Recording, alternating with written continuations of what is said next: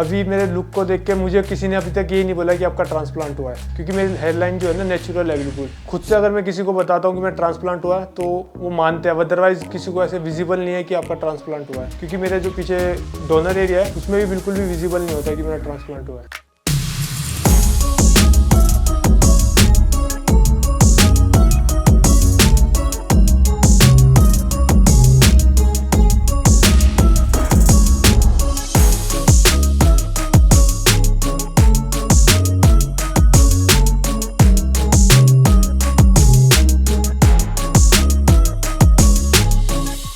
दोस्तों आज हमारे पास एक पेशेंट है जिसका डिफ्यूज पैटर्न है। काफ़ी क्वेश्चंस हमारे पास आते हैं कि डिफ्यूज पैटर्न एलोपेशिया में किस तरह से ट्रीटमेंट किया जा सकता है, क्या ट्रांसप्लांट एग्जिस्टिंग हेयर में भी किया जा सकता है। इसका जवाब है हाँ, और आज हम आपको इसका एक केस स्टडी दिखा रहे हैं। ये डोनर एरिया देखते हैं पेशेंट का, तो डोनर एरिया इसका एवरेज है। आगे अगर हम इसका टॉप व्यू देखें तो टॉप व्यू में इसको थिनिंग साफ साफ देखी जा सकती है। पेशेंट का एक्सपेक्टेशन है कि उसे कोम्बिंग के बाद जो स्कैल्प विजिबिलिटी ज्यादा हो रही है मिड स्कैल्प से क्राउन एरिया में मोस्टली। ये इसका हमने जब हेयरलाइन ड्रॉ किया तो ये टॉप से अगर देखा जाए तो इसका जो हेयरलाइन है ये राउंड लग रहा है, एंड फ्रंट से देखेंगे तो ये हमारे को लगभग स्ट्रेट लग रहा है, जो कि इसी तरह से अपीयर होता है। अगर हम जूम करके देखें पिक्चर को तो देख सकते हैं कि यहाँ पर काफी ज्यादा थिनिंग आ चुकी है और बॉल्ड स्पॉट्स हैं, जिसकी वजह से हमारा बॉल्डनेस अपीयर हो रही है। आगे चल के अगर देखा जाए तो हमने इनका हेयरलाइन का एक थिनिंग जोन लिया और मिड स्कैल्प में इनके कुछ हेयर्स थे जिनकी क्वालिटी अच्छी थी, जिनको हमने प्रिजर्व किया और उसके पीछे वाले एरिया में हमने टोटल मिला के 4000 ग्राफ्ट को यूज किया। एंड अगर जूम करके देखेंगे कि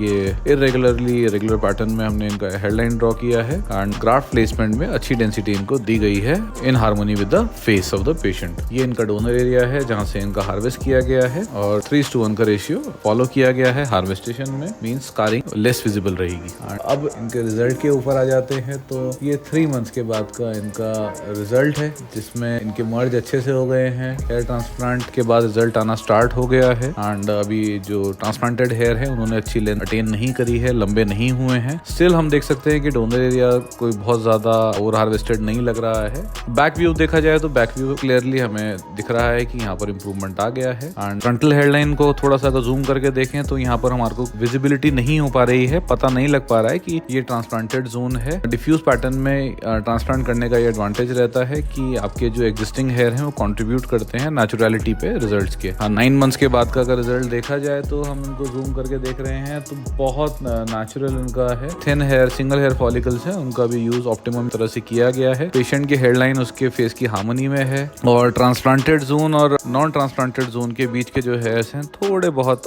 विजिबल हैं, बट वर्थ इट हैं उनको सर्वाइव कराना। एंड फ्यूचर में अगर कोई और बॉल्डिंग दिखती है तो उसको हम कवर करा सकते हैं। यंग एज में पेशेंट का कम से कम डोनर एरिया यूज करना होता है और फ्यूचर के लिए भी उसको प्लानिंग से डोनर एरिया रखना जरूरी है, ताकि फ्यूचर में कोई बॉल्डिंग आए तो उसके लिए हमारे पास सफिशिएंट स्टॉक अवेलेबल रहे। इसी तरह की वीडियोस हम लाते रहेंगे। पेशेंट को जिस तरह से अपना टेस्टिमोनियल दे रहे हैं।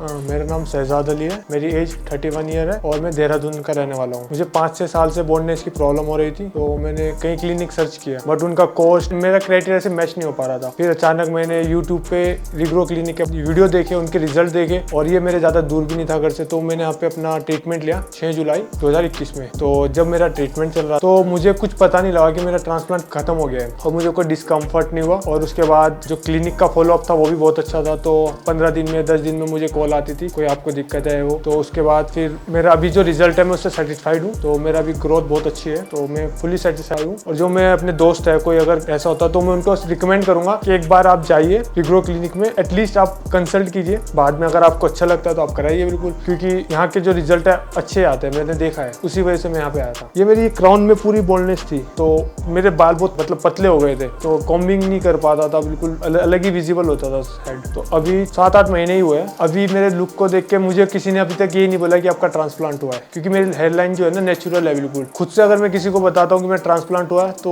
वो मानते हैं, अदरवाइज किसी को ऐसे विजिबल नहीं है कि आपका ट्रांसप्लांट हुआ है, क्योंकि मेरे जो पीछे डोनर एरिया है उसमें भी बिल्कुल भी विजिबल नहीं होता कि मेरा ट्रांसप्लांट हुआ है।